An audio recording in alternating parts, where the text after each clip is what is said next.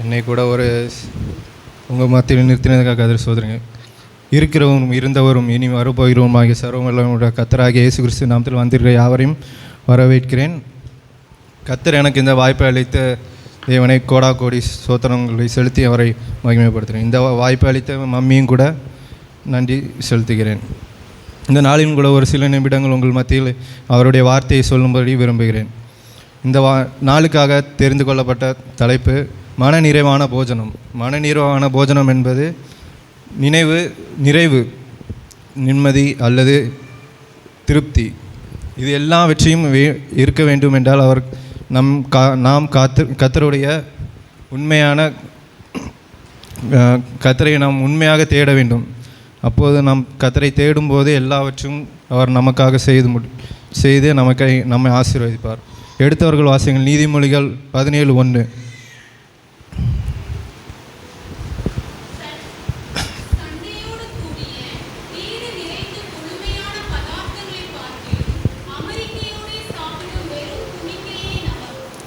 நான் வாசிக்க கேட்ட இந்த வசனத்தின்படி ஒரு சிறிய காரியம் சொல்ல வேண்டும் என்றால், உங்களுக்கு புரியத்தக்க விதத்தில் சொல்லணும்னா, ஒரு ஆஸ்தி உள்ள மனிதன் இருக்கிறான். அவன் எல்லா மதுபானத்துக்கு அடிமைப்பட்டும் இல்லை அல்லது ஒரு நோய்வாய்ப்பட்டவனுமா இருந்தால் அவன் வாழ்க்கையில் ஒரு சமாதானம் இருக்காது.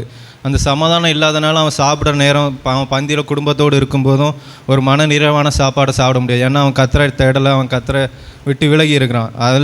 அதே போல் இன்னொருவனை பார்க்கணும், ஒரு எளியவனை பார்க்கும்போது அவன் கர்த்தரை எல்லாவற்றிலும் தேடுகிறான். அவன் எல்லாவற்றிலும் அவனை கர்த்தரை முன்னிறுத்தி செய்யும்போது அவன் இருக்கிறதுல சந்தோஷமாக இருக்கும்போது இருக்கிறதுல சந்தோஷமாக இருந்து அவன் கர்த்தரை துதிக்கும்போது தேவன் அவனை ஆசீர்வதித்து மன நிறைவான போஜனத்தினால் அவனை நிரப்புகிறார். வேதத்தில் கூட மன நிறைவற்ற போஜனத்திற்காக இழந்த ஆசீர்வாதத்தையும் அதனால் அடைந்த விளைவுகளையும் மற்றும் இழந்த ஆசீர்வாதத்தை பெற்ற சில நபர்களையும் நாம் இப்பொழுது காணலாம். முதலாவதாக போஜனத்திற்காக கர்த்தருடைய வார்த்தையை இழந்த மீறுதல். எடுத்தவங்க வாசிங்க ஆதியாகமம் 3:6-7.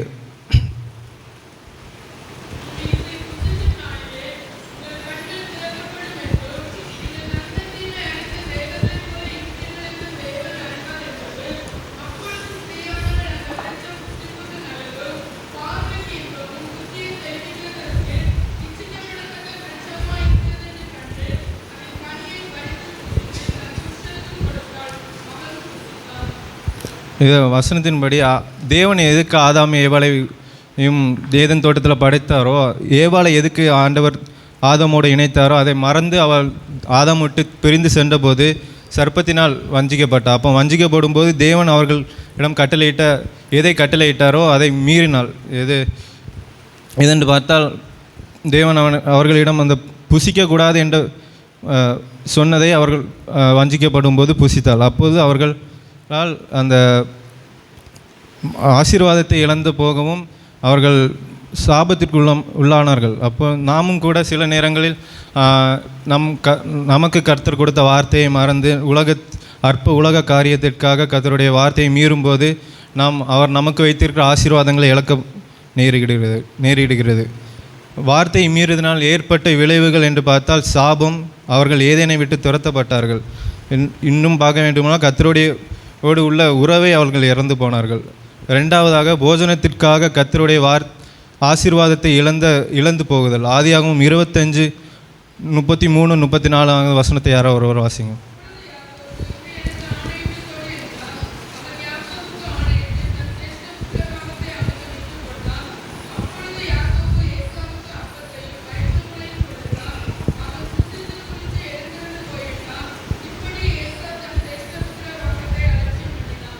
எல்லாருக்கும் தெரிந்த சம்பவமாக இருக்கிறதுனால இன்னொன்று சொல்கிறேன்.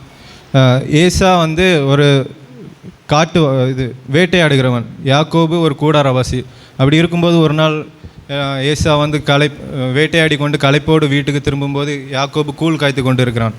அந்த சமயத்தில் ஏசா அவனிடம் சென்று எனக்கு கொஞ்சம் பசியார கூழ் கொடு என்று கேட்கும்போது யாக்கோபு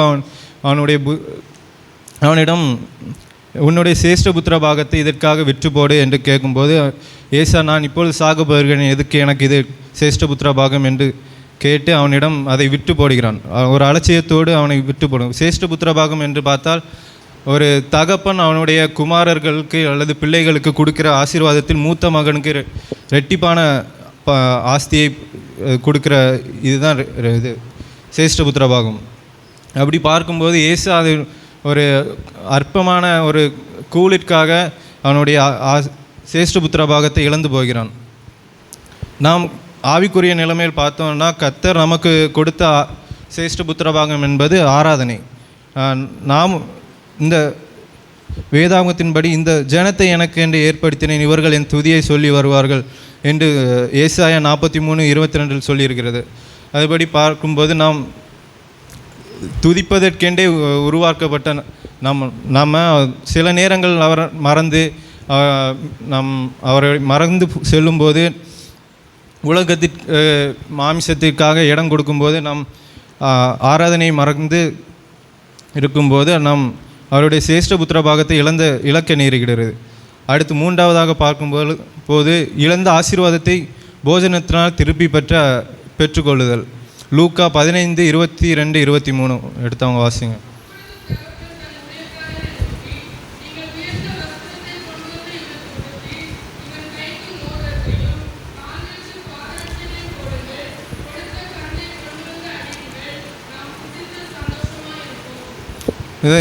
இதில் கூட பார்க்கும்போது இயேசு சொன்ன உவமையின்படி ஒரு தகப்பன் இருக்கிறாரு, அவங்களுக்கு 2 குமாரர்கள். அதில் இளைய குமாரன் வந்து தன்னுடைய தகப்பனுடைய ஆஸ்தியிலேருந்து அவனுடைய பங்கை வாங்கி கொண்டு தூர தேசத்துக்கு சென்று அதை எல்லாவற்றையும் வீணாக செலவிட்டு நண்பர்களோடு வீணாக செலவிட்டு அழித்த போது அவனுடைய அந்த தேசத்தில் பஞ்சம் வரும்போது அவனுக்கு சாப்பாடுக்காக ஒரு சாப்பாடு கூட கிடைக்காத நேரத்தில் ஒரு பன்றி சாப்பிடும் ஒரு தகடு கூட இல்லாத நேரத்தில் அவன் புத்தி தெளிந்து அவன் தகப்பனை நினைக்கிறான். அப்போ நினைக்கிற நேரத்தில் அவன் யோசிக்கும்போது என்ன யோசிக்கிறான்னா, அவன் தகப்பனோடு இருக்கிற வேலைக்காரர்களுக்கு கூட நல்ல சாப்பாடும் நல்ல வஸ்திரமும் இருக்குமே, எனக்கு அது கூட இல்லையே அப்படி என்று யோசித்துட்டு அவன் தன் தகப்பனிடம் சென்று மன்னிப்பு கேட்டு என்னை ஒரு வேலைக்காரனாகவாது என்னை சேர்த்துக்கொள்ளும் என்று கேட்கணும் அப்படின்னு நினச்சிட்டு அங்கேருந்து எழும்பி தகப்பனிடம் வரான். ஆனால் தகப்பன் வந்து தூரத்துலேருந்தே பார்த்ததும் அவனிடம் ஓடி சென்று அவனை கட்டி முத்தம் செய்து அவன் நினைத்ததை சொல்லும்போது கூட அவனை அதையெல்லாம் பொருட்படுத்தாமல் தன் வேலைக்காரர்களிடம் இவனுக்கு உயர்ந்த வஸ்திரத்தையும் கைகளுக்கு மோதிரம் கால்களுக்கு பாதரட்சியும் தருவித்து நல்ல ஒரு கொளுத்த கன்றை அடிங்கள், நாம் சாப்பிட்டு சந்தோஷமாக இருக்கலாம் என்று அவன் சொல்கிறாரு. அதே போல் தான் நாம் இயேசுவை விட்டு பிரிந்து செல்லும்போது, இயேசுவை மறந்து நாம் பிரிந்து செல்லும்போது இயேசு அவருடைய அன்பின் கயிறுகளால் நம்மை கட்டி இழுத்து அவரிடம் நாம் திரும்பும்போது விலையுயர்ந்த ரட்சிப்பின் வஸ்திரம் நமக்கு தந்து முத்திரை மோதிரமாகிய அதிகாரத்தை தந்து ஆயுதம் என்னும் பாதரட்சியை கொடுத்து நமக்காக ஒரு பந்தியை ஆயத்தம் பண்ணுகிறார். கடைசியாக மன நிறைவான போஜனத்தை கற்றுக் கொடுத்த இயேசு கிறிஸ்து. லூக்கா 22:19-20.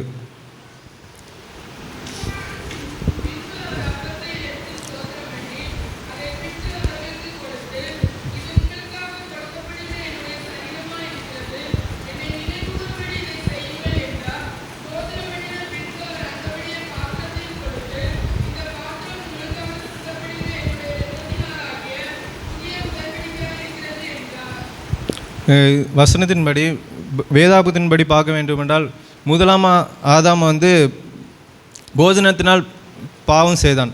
அதே இது புதிய ஏற்பாடில் வரும்போது ரெண்டாம் ஆதாமாகிய இயேசு வந்து அந்த போஜனத்தினாலே நாம் பின்பற்ற வேண்டிய நல்ல காரியங்களை அவர் கற்றுக் கொடுக்குறார். அவர் சீசர்களுக்கு அவர்கள் பின்பற்ற வேண்டிய காரியங்களை போஜனத்தின் மூலம் கற்றுக் கொடுத்தது போல் நாமும் நம் பிள்ளைகளுக்கு ஆவிக்குரிய போஜனத்தையும் அவர்கள் பின்பற்ற வேண்டிய வாழ்க்கை முறைகளையும் கற்றுக் கொடுத்து பரலோகத்துக்கு நேராக வழி நடத்த வேண்டும். இறுதியாக தேவனை சார்ந்து இருக்கிற குடும்பத்திற்கு கர்த்தர் கொடுக்கிற ஆசீர்வாதம் வந்து சங்கீதம் 128:3 சொல்லியிருக்கிறது. மன நிறைவான போஜனம் தேவன் நமக்கு அளிக்கிற ஒரு நிறைவான ஆசீர்வாதம். அதை இழந்து போகாதபடி நாம் காத்துக்கொள்ள நமக்கு கர்த்தர் கிருபை தருவார்கள். இந்த வார்த்தைகள் மூலம் கர்த்தர் உங்களை ஆசீர்வதிப்பார்கள்.